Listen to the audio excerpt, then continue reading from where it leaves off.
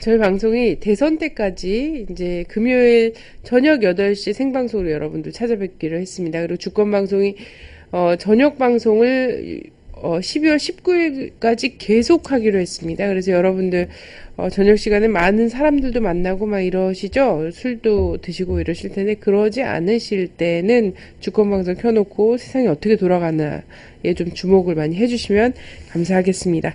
네, 채널 615 133회 다시 시작하도록 하겠습니다.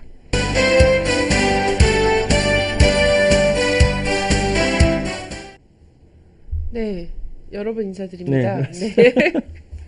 오늘은 주권방송의 권호혁 대표님께서 나오셨습니다. 반갑습니다. 안녕하세요. 자, 지난주에 중국에서 북미가 비공식적으로 접촉을 했다고 하더라고요. 네. 예, 원래 비공식 접촉 이후에는 별로 나오는 게 없긴 없어요. 그렇죠. 예. 나중에 뭐 보도를 보고 하나씩 네. 하나씩 또 그 결과가 나올 텐데요. 네. 일단 27일 날 중국에서 그 6자 회담 참가국들의 관리들, 지식인들이 모였습니다. 그 모임 이름이 동북아 협력대회라는 모임인데요. 이 협력대회라는 이름은 그 93년도에 창설된 대화명이고요. 동북아 외교안보 국방 담당 관리와 학자 등이 모여서 대화를 통한 상호 신뢰와 협력 증진을 꾀한다. 이런 목적으로 설립이 됐습니다. 미국에서 만들어진 거고요. 그래서 모양새는 이제 뭐 그 민간 단체의 대화장이다 이렇게 알려져 있지만 실질적으로는 준정부 회의라고 볼 수 있겠습니다. 그래서 육자회담 그 담당국에서 책임 간부들이 와서 회담을 했고요. 토론회를 주로 한 거죠. 네. 회담보다는 토론을 했고 여기에서 북미가 비공식 접촉을 한 30분 동안 했다고 합니다. 30분 동안 뭔 얘기를 할 수 있는 시간인지 잘 모르겠지만 어쨌든 대화를 했다는 거고요. 기사에 알려진 거로는 미국 측에서는 그 국무부 대북특사 클리프 타드가 참가를 해서 북의 최선희 외무성 미국국 부국장을 만나서 30분간 회담을 했다 이렇게 얘기가 나와 있습니다. 그래서 미국 측에서는 그 기존에 뭐 얘기했던 도발을 하지 마라 이런 요구를 했다는 거고 비핵화 사전 조치, 신뢰 구축 조치를 취해라 이런 거를 북측에다 요구를 했다는 거고요. 자, 북은 이날 이제 그 기자들이 질문을 했죠. 어떤 얘기를 했냐 했더니 북에서는 우리 입장을 명확히 얘기했다. 적대 정책을 포기해야 된다라는 입장을 이제 밝혔습니다. 네. 그래서 그 이 대화 내용을 보면 이렇게 정확하게 대화 내용 전반이 이제 나온 것이 아니기 때문에 파악하기 힘들지만 북에서는 기존에 최근에 이제 밝혔죠. 외무성 비망록을 통해 가지고 20년간의 북미 대화에 대한 결산, 입장, 향후 대미 입장을 공식 선포한 이런 입장을 그대로 미국 측에 밝혔다 이렇게 좀 보일 수 있겠습니다. 네. 동북아 긴장이 계속해서 고조되고 있는데요. 중국하고 일본 사이에서의 군사적 위기도 지금 고조되고 있고요. 그러면서 미국 항공모함을 중국 핵잠수함이 따라다니고 있다. 네. 뭐 이런 보도가 나왔어요. 네. 굉장히 무시무시한 거 아닙니까? 네, 저도 이게 예. 오늘 좀 찾아보니까 네네. 추적이라는 이 단어를 통해서는 이게 기사가 검색이 잘 안 돼요. 네. 그래서 잠깐 그냥 언급된 걸로 보이는데 찾아보니까 중국 인터넷 매체 차이신이라고 하는 잘 모르는 그 매체인데요. 여기에서 이제 밝혔어요. 어떤 네. 기사가 났냐면 미국이 핵항공모함 조지 워싱턴함을 조어도 해역으로 존 네. 스테니스함을 남중국해로 보낸 것은 다오 위다오 중국 측에서 붙인 이름이죠. 수호 의지를 천명한 중국군에 대한 도전이다. 네. 미국은 중국 핵잠수함이 두 항공모함을 비밀리에 추적해온 사실은 전혀 모르고 있는 것 같다. 이런 거죠. 그리고 중국의 핵잠수함이 탄도미사일로 미 핵항공모함을 조준하고 있다는 거예요. 네네. 이 주장은. 네. 그리고 이 같은 상황은 1996년 타이완 위기 당시에 황해에서 예. 중국 핵잠수함들이 비밀리에 미 항모를 추적하며 격침 명령만을 기다리는 때와 비슷하다 이런 거를 밝힌 거거든요. 네. 그래서 최근에 그 이 조도 관련해서 그 뭐 일본하고 이제 이 긴장감이 높여진 상황이단 말이죠. 여기에서 네. 미국은 미일 안보조약 차원에서 일본을 지원하는 형식으로 항공모함을 이 해역에 파견을 한 겁니다. 근데 중국이 현재 그 군사적으로 어떻게 대응하는가를 일면을 좀 보여준 상황인데요. 이 기사에서 또 더 좀 새롭고 충격적인 거는 이런 기사입니다.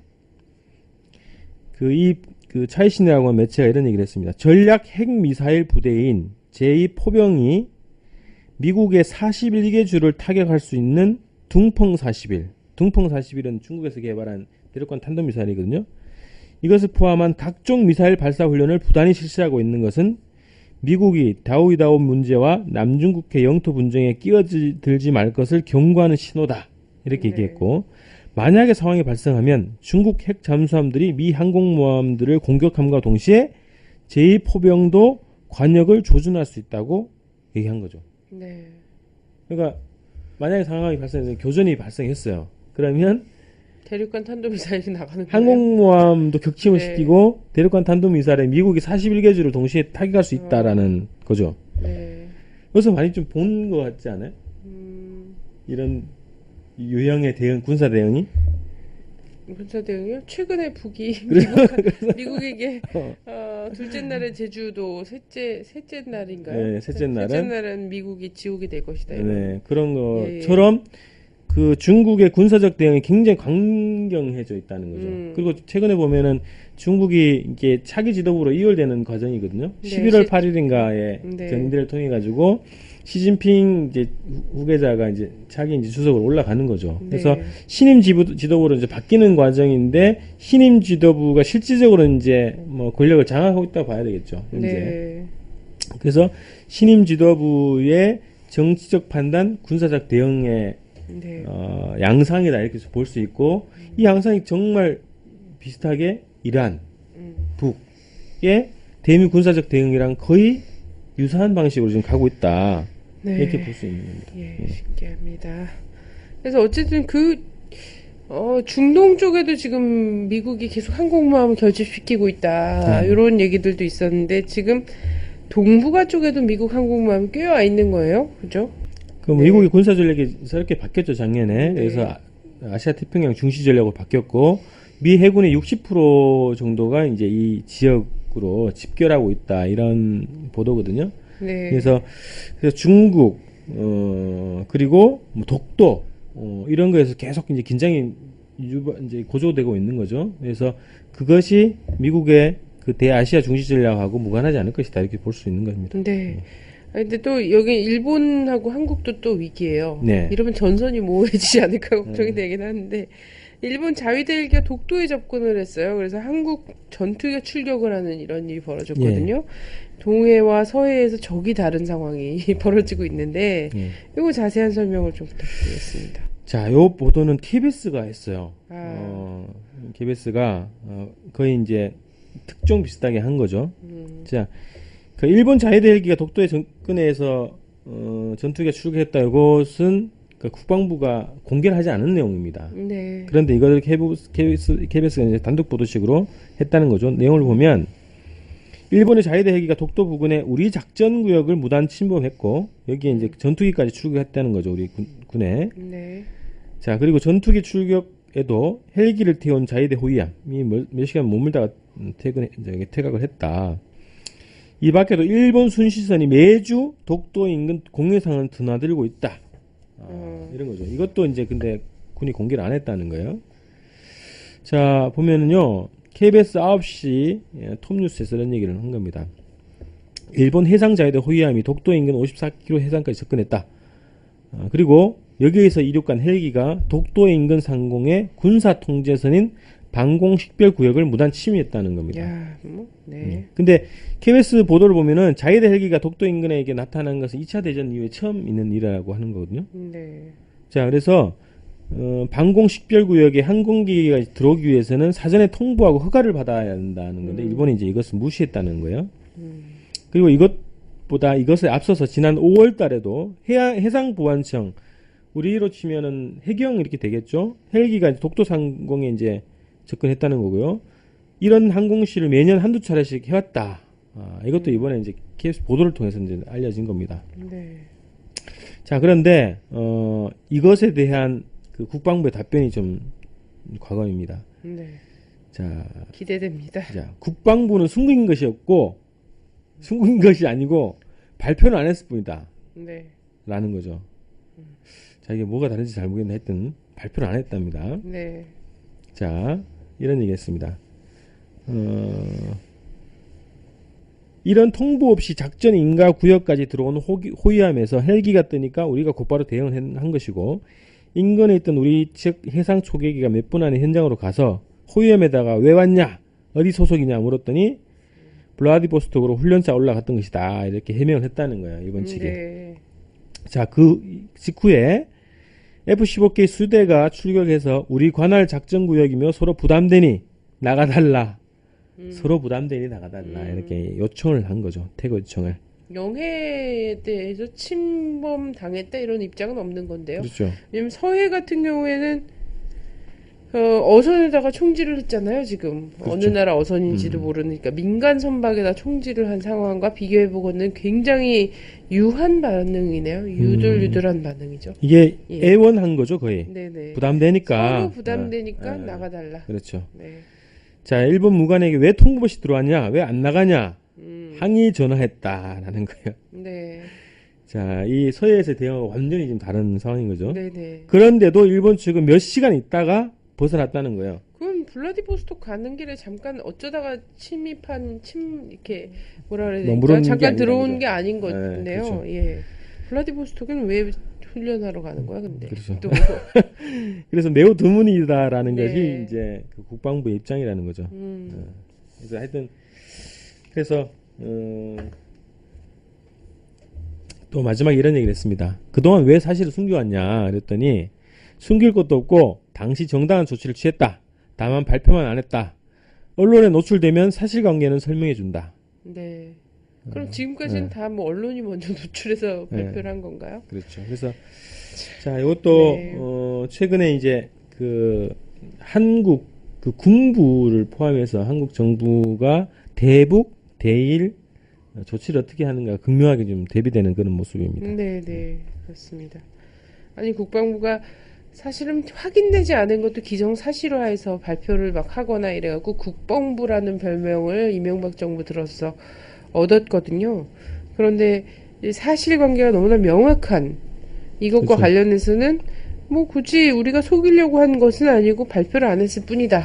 숨기려고 한 건 아니고 이런 식으로 지금 얘기를 하고 있는 거거든요.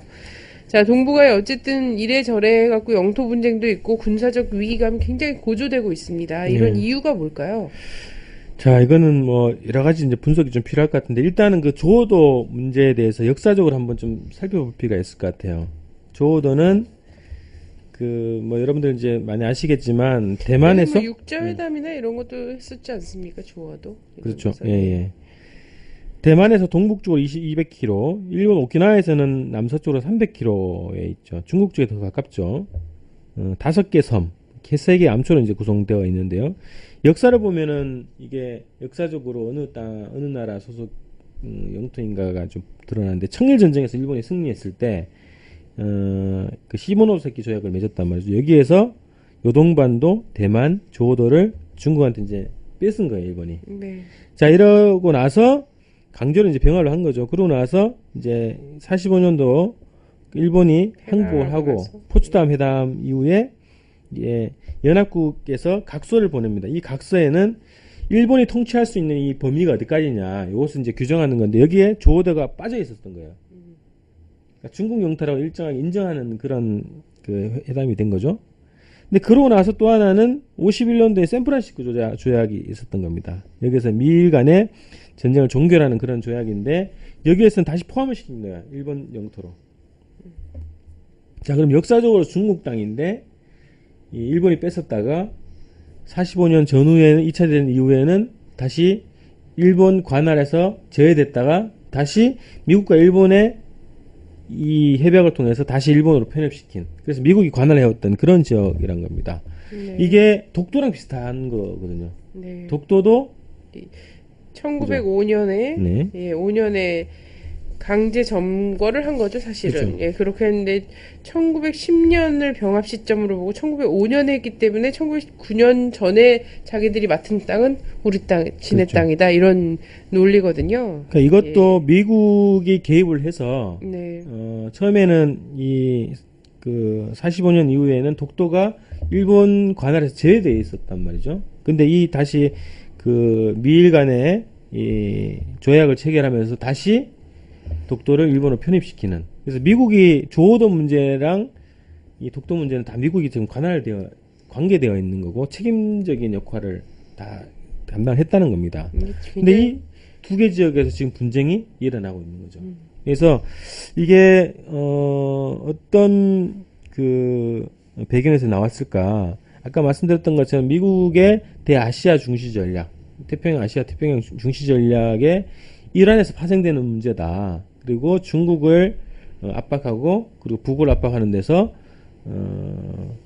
독도 문제랑 조도 문제를 분쟁을 부각시키는 거 아닌가, 이렇게 좀 분석될 수 있습니다. 네. 예. 아니, 미국 입장에서는 어떤 지역에서든 그 지역에 있는 나라들이 자기들끼리 똘똘 뭉치고 친한 게 미국한테는 도움이 하나도 안 된다. 한 민족도 갈라놔야 되고 나누어서 다스려라 이런 게 있지 않습니까? 그죠? 이것처럼 동북아도 곳곳에 지금 이런 식의 영토 분쟁이라든지 이런 빌미를 놔뒀어요. 나도 서로 대립하게 하고 대결하게 하고 거기에 미국이 개입할 수 있는 여지를 늘 놔뒀다. 이게 바로 한국에서는 서해 아니겠습니까? 분계선을 명확하지 않게 놔둔 서해에서의 해상 분계선 문제. 요게 지금까지도 이제 남북 관계에서 여기서 언제나 도화선이 될 수 있는 데를 놔둔 거죠. 한일 관계에서 우리 민족과 일본과의 관계에서는 독도라는 데를 놔둔 거고, 중국과 일본과의 관계에서는 이 자오이다오를 네. 놔둔 거죠. 예, 요렇게 뭐 좀 하고 있어요. 이게 사실 미국의 아주 뭐 꼼수죠, 꼼수. 전 세계를 향해서 지금 하고 있는 꼼수입니다. 그래서 이 선을 보면은 이 중국과 북한을 대상으로 한 이 네. 분쟁선이 이렇게 이어지는 거거든요. 네네. 여기에서 주동에서 긴장을 조성하는 것은 배후에는 미국이 있고 네. 앞장에는 일본이 있고 그런 거고, 이 남북한에는 이 남쪽 국방부가 있고 뭐 이렇게 되는 거죠. 네네. 예. 그래서 이 배후에는 다 미국이 다 이해관계를 가지고 있고, 실질적으로는 미국이 이 분쟁을 조장을 하고 뒤에서 조장을 하고 만약에 실질적인 분쟁이 발생했을 때 미국이 어떻게 개입하고 움직일 것인가, 이 작전까지 기본적으로 다 서 있다고 봐야 될 것 같습니다. 네, 그렇습니다. 자, 그럼 어제가 10월 4일이었고 그 14선언 5주년이었어요. 다양한 행사들이 있지 않았습니까? 네, 많이 있었습니다. 네. 자, 일단 뭐 6.15 남측이가 이제 어제 기념식을 했고요. 남북회 공동 호소문을 발표했습니다. 그래서 어떤 분쟁도 반대한다. 그리고 6.15 14선을 이행하기 위해서 함께 나서자, 이런 공동 호소문을 발표를 했고요. 그리고 본민년 남북회도 공동 성명을 발표했습니다. 14선언을 기치를 들고 끝까지 가자, 이런 결의를 발표했습니다. 그리고 6.15 남측이 언론본부, 6.15 국민연대, 민권연대가 공동으로 주최를 해서 기념토론회를 진행했습니다. 여기에서는 올해 대선에서 평화통일 대통령을 뽑자, 6.15 14선을 이행할 수 있는 대통령을 뽑자, 이런 것을 좀 결의를 했고요. 자, 노무현 재단에서는 세종문화회관 앞에서 기념사진전 진행을 했고, 그리고 문정현, 당시 청와대 그 외교안보 수석이었나요? 문정현 씨와 문재인 후보 특별 대담을 하는 행사를 가졌습니다. 그리고 6.15 남측이 서울본부 주최로 해서 보신각에서 14공동선언 발표 5도 기념 평화통일대회가 진행이 됐습니다. 뭐 다양한 행사가 곳곳에 있었습니다. 네, 뭐 안타까운 마음이죠. 사실 14년 5주년이 이명박 정권이 아니었으면은 사실 평양, 뭐 서울 이렇게 오가면서 벌어질 수 있었던 상황이지 않았습니까? 그렇죠. 근데 지금 뭐 어느 때보다 전쟁이 고조된 상태에서 지금 뭐 14년 5주년 되게 간절한 마음이 담겨 있었던 것 같고요. 요 대선 앞두고 어쨌든 어제 또 14선언 5주년도 되고 하니까는 각 정당과 대선 후보들이 이 관련된 행보들을 좀 보이지 않았나요? 네. 네, 그것도 소개를 좀 해주시죠. 특징적으로 얘기를 드리면요. 네, 박근혜, 안철수 후보는 네, 14선언 관련한 행보를 한 게 없습니다. 네, 잘 모르나? 예. 문재인 후보, 이정희 후보는 네, 행보를 했죠. 예, 자, 보니까요. 일단 박근혜 후보는 울산시 선거대책위 출범식에 참가했고, 네. 부산으로 이동해서 부산국제영화제 개막식에 참석했다, 이렇게 나와 그 있습니다. 카펫 걷는 거 봤습니다. 네. 빨간 옷도 그래요? 입고. 자, 민주당 문재인 후보는요, 아까 말씀드렸던 것처럼 공동선 5주년 맞아서 아까 얘기했던 이제 그 기념 사진 전시 참가를 하고 대담을 진행했고요. 개성공단 투자 기업인들 만나서 간담회를 진행했습니다. 자, 안철수 후보는 광주를 갔네요. 광주 가서 광주 중소기업인들하고 간담회를 갔고요. 뭐 혁신경제론 얘기를 했다는 겁니다. 그리고 5.18 민주화 운동 당시 시민군 대변인이었던 윤상훈 여사 생가를 방문했다고 하고요.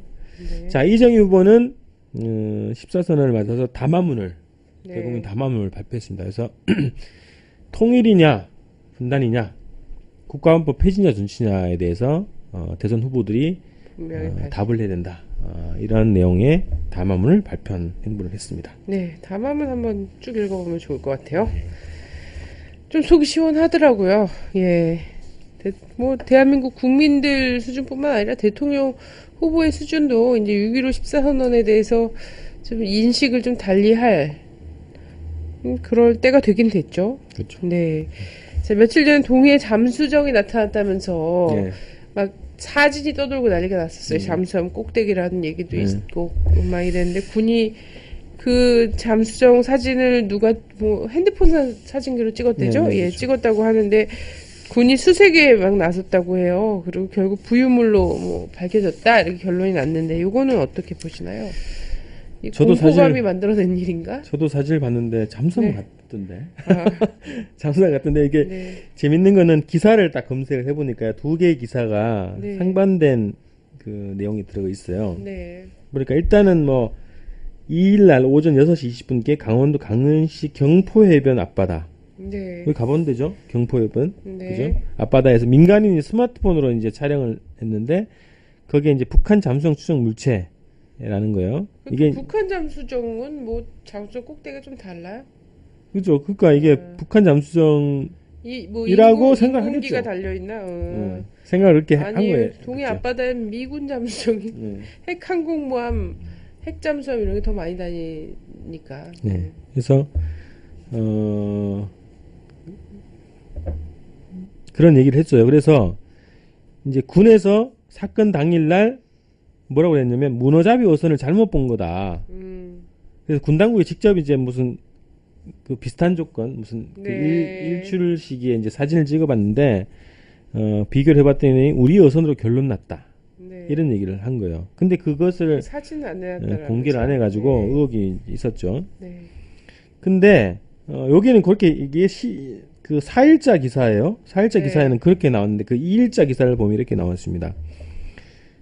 동해에서 잠수정으로 추정되는 물체가 발견돼 우리 군이 확인 작업에 들어간 결과 부유물인 것으로 확인됐다. 이런 겁니다. 그건 이해됐군요. 예. 그러니까 이제 그 2일 날에는 부유물이다라고 네. 확정해서 발표했는데 그 4일 날 뒤에는 그 뒤에 나온 우리 기사를 어선이다. 보면 우리 어선이다라는 거죠. 네. 그래서 오히려 군의 입장 자체가 오락가락하고 있다. 그래서 의혹이 더 증폭되는 것이다라고 보여지는 건데요. 제가 볼 때는 그 일단 뭐 군사 그 전문가가 이제 그 얘기하는 것 중에 이런 거 있습니다. 동해안 같은 경우에는 그렇게 뭐 가까이 나타나지 않는다 이런 얘기도 있고 네. 북의 잠수정은 그 이게 마스트라고 그러죠. 튀어나온 네, 부분이 네. 없다 뭐 이런 주장도 하는 분도 있어요. 자, 그런데 그 이게 군의 대응을 보면 이게 석연치 않는 거죠. 네.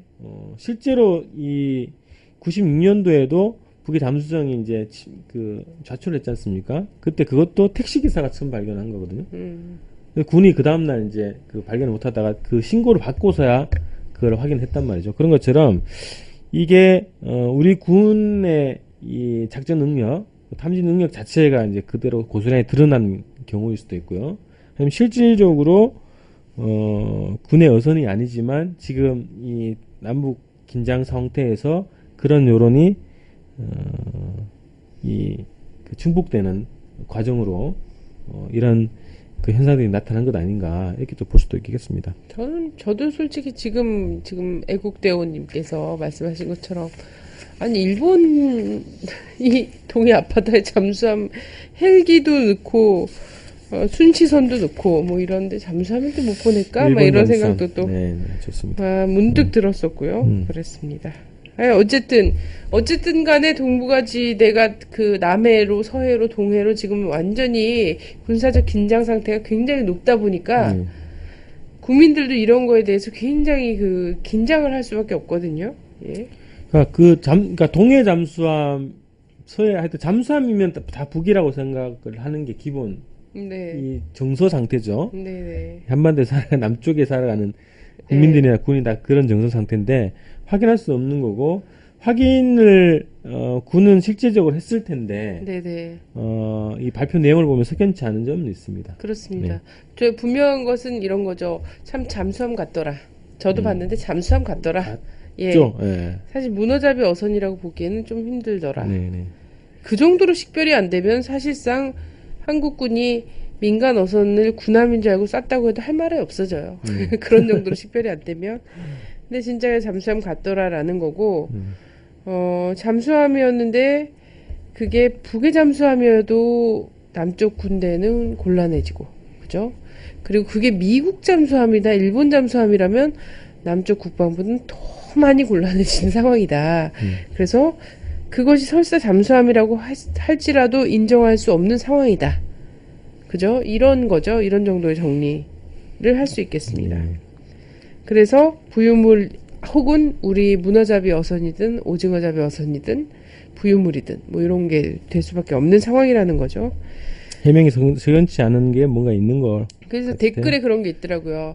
그게 진짜 잠수함이면 그게 어느 나라 잠수함이든 간에 군에 옷 벗어야 되는 사람들이 많음으로 덮어놓고 갑시다. 뭐 이런 댓글이 있었습니다. 예, 북의 그 조국평화통일위원회 대변인이에요. 며칠 전에도 국방위원회에서도 또 나왔지 않습니까? 담화문이었나? 이런 게 나왔었는데 정책국 예, 대변인. 국방위원회 정책국 대변인 예, 나왔었는데 어제죠? 어제 조국평화통일위원회 대변인 예, 남측이 충격적인 사건을 조작하려고 한다. 뭐 이런 주장이 나왔어요. 네, 이게 요 입장을 보면은 그동안 남측에서 나온 보도들을 인용을 했고요. 네. 그런 내용인데 보시면 주로 이제 최근에 서해에서 진행되는 이제 남측에서의 어떤 긴장 유발 행위, 어선에다 총 쏘고 이런 거에 대해서 그것과 연관되는 그런 입장인 것 같은데요. 뭐라고 그랬냐면 남쪽의 전투 함정들이 계속 이제 침입을 하고 총포탄 쏘아대고 있다 이런 얘기를 합니다. 그리고 9월 26일에 이명박 대통령이 한 얘기 있죠. 선거를 앞둔 시점에 북이 정략 기획적인 도발에 철저히 대비해야 된다. 대선 개입하지 마라 이제 이런 얘기했다는 거고요. 자, 정승주 합참의장이 28일 또 그런 얘기를 했네요. 적은 언제든지 도발할 수 있고 도발이 곧 기회라고 여기고 현장에서 즉각 강력히 대응하라. 이것도 좀 비슷하네요. 들은 풍어를 있는 것 같은데요. 천금을 주고도 살 수 없는 기회. 그래서 북측에서 발표한 그 입장에 대한 어떻게 보면 대응 발언이라고 볼 수 있는 이런 얘기를 했다는 거고요. 또 하나 이제 김관진 이제 국방부 장관이 이함대 사령부 나타나서 북의 성동 격서식 도발 가능성, 만단의 대응 태세를 유지해야 된다. 뭐 이런 얘기를 했다는 거죠. 그리고 증강 배치했다는 거고요. 서해 오도섬에다가. 자, 이런 것들을 북에서 어떻게 얘기를 하냐면 호전적인 망발들, 광랑적인 반공화국 소동은 우리를 극도로 자극하여 무장 충돌과 같은 충격적인 사건을 일으킴으로써 파멸의 운명에서 벗어나며 위기 국면을 역전시켜 보수 정권을 연장해 보려는 의도적이며 계획적인 모략 도발이다 이렇게 얘기한 겁니다. 그래서 북에서는 여러 가지 이제 강경 발언들이 나오고 남측에서 그리고 실제로 서해에서 이제 총도 쏘고 이렇게 하는 것 자체가 대선을 앞두고 그리고 이명박 정권의 정권 위기를 넘어서기 위한 계획적인 도발이고 이것이 북측에서는 충격적인 사건을 조작하려고 하는 남측의 움직임이다 이렇게 분석을 한다는 거죠. 그런데 그 이명박 대통령이 한 발언들에 나온 기사들의 댓글을 한번 보시면 태반이 그겁니다. 아, 또 대선이구나. 또 북풍이네. 이런 것들이 기본적인 여론이거든요. 그래서 북에서 나온 이 발표가 남측의 여론하고 크게 다르지 않다는 거예요. 북의 주장이라 하더라도 실제 남측 민심도 남측 여론도 네, 북풍이죠. 북풍을 만들려고 네. 하는 것이 이제 이명박 정부다라고 그렇게 다 인식을 하고 있다는 거죠. 네, 워낙 많이 써먹었죠. 선거 때마다. 그런데 네. 이 북측의 주장에 더 신빙성, 더 공감을 가게 만드는 사건이 하나 있었는데 그 사건은 그겁니다. 무구회라는 네. 청와대 비선 조직에 대해서 공개가 된 사실이 있었어요. 네. 요게 한 번 딱 나오고 그 다음에 이제 정치 쟁점화가 안 되는데 예. 요거 우리가 좀 주목해서 봐야 됩니다. 네. 최재천 의원이 그 무고회라고 하는 그 청와대 그 비밀 네. 조직에서 나온 그 녹음 파일을 공개를 했거든요. 네네. 이런 거 왜 뉴스 언론에 안 나가죠? 한겨레에 한번 나온 게 있는데 네. 그거를 지금 여러분들 찾아보시면 무구회라고 하는 것을 찾아보시면 나오는데요. 자, 이명박 정부의 장관 정책 보좌관들이 모임이 이제 무구회라고 하는 그 비밀 조직입니다. 뭡니까? 먹물들의 모임입니까? 예. 말하지 않는 벗들인가 그런 겁니다. 그래서 지방선거를 앞두고 정치 공작 벌이를 했다는 의혹이 제기됐다는 거예요. 네네. 그래서 10개 행정부처 장관 정책 보좌관들이 무구회라는 비밀 조직 운영했다는 거고요. 수요일마다 청와대 연풍관 2층 회의실에 모여서 청와대 비서관 주재, 네. 이 비서관 이름이 뭐 기억 안 나는데 하여튼 그 비서관이 있어요. 비서관 주도하에 대통령의 정무적 관심사를 논의했다는 거예요. 네네. 사안에 따라서는 수사, 사정, 정보기관 및 국무총리실 민간인 사찰팀에까지 이 내용이 전달됐다는 거고요. 대단하네요. 무구에. 자, 이거는 2008년 촛불 전국 이후에 구성됐다가 이 비서관이 해임되면서 해산됐다는 것이 이제 이 최재천 의원의 주장인데 어떤 내용들이 네. 들어가 있냐면 자, 지방선거 결과가 안 좋을 경우에 네. 6.2 지방선거죠. 안 좋을 경우에 친에게가 선거 책임을 박근혜에게 물을 수 있는 여지를 주자. 그렇게라도 박근혜를 몰아놓지 않으면 친에게가 당한다. 뭐 이런 내용도 있고요. 자, 제일 좋은 거는 박근혜가 알아서 이런 데랑 같이 못하겠다. 이혼하자 해서 나가주면 제일 좋다. 이런 얘기까지 나왔다는 거고. 아유, 좋은 의견인데. 예. 자, 이렇게 되는 거고요. 또 이런 얘기까지 있습니다. 다른 보좌관 이런 얘기까지 했습니다. 사소한 국지적 충돌이나 이런 것도 오히려 보수 성향의 표심을 자극할 수 있다. 라는 거예요. 그래서 선거 전에 서해에서의 충돌 이런 것들이 있는 것이 좋고 그런 것들을 만들어서 보수 세력들 집결하자. 이런 얘기들이 논의가 됐고 이게 대통령한테까지 보고가 됐다는 거예요. 이게 대통령의 정무적 관심사라고 하는 거니까. 네. 자, 이런 거면은 북의 주장이 거의 뭐 동감을 할 수밖에 없는 상황인 거죠. 저도 무고의 이야기에 다 공감합니다. 네. 한국 국민들은 다 그런 정도의 머리를 뭐 쓸 줄 알죠. 네. 그래서 6.25 지방선거 전에 나왔었던 천안함 사건과 사고 발표 네. 이런 것들이 아마 다 이것과 다 연결될 수밖에 없고요. 네. 그리고 최근에 지금 이명박 대통령이 자기들이 총을 쏘고 나서 북에 대해서 대선 개입하지 말라 이런 것들이 아마 이 무구회의 논의 결과에 따른 대선 행보다 이런 것으로 봤을 때 무구회가 2010년에 해산이 됐다고는 하지만 알 수 없는 거죠. 사실상 그런 기조에 그렇게 생각한 사람들이 뭐 무구회뿐이겠습니까? 네네. 뭐. 예, 그렇죠. 그리고 해산이 됐는지 안 됐는지 모르겠고 네. 지금 또 어떤 식의 우회가 돼서 모이고 있는지 그 친구들이 아마 뭐 이런 싸우는 모임들이 거죠? 계속 있을 겁니다. 어떤 네네. 형태로든. 예, 근데 조언은 똑같이 비슷할 것 같아요.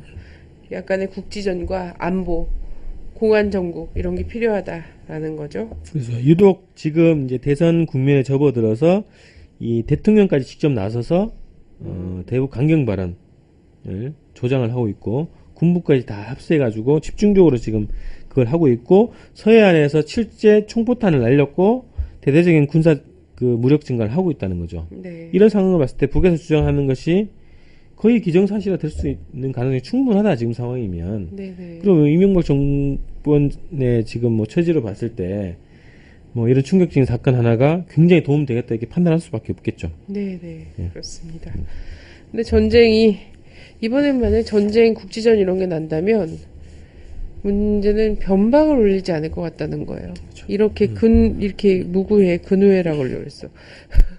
무구회가 모여 앉아있는 이런 자리가 사실 가장 첫 관역이나 이런 것들이 되지 않을까. 사실 이런 것이 뭐 전쟁이 누가 피하고 싶다고 해서 피해가지 않는다는 거거든요. 그래서 이런 걸 좀 자각하고 빨리 전쟁이 안 일어나는 이런 걸로 전환해야 되지 않을까 이런 생각이 듭니다. 네.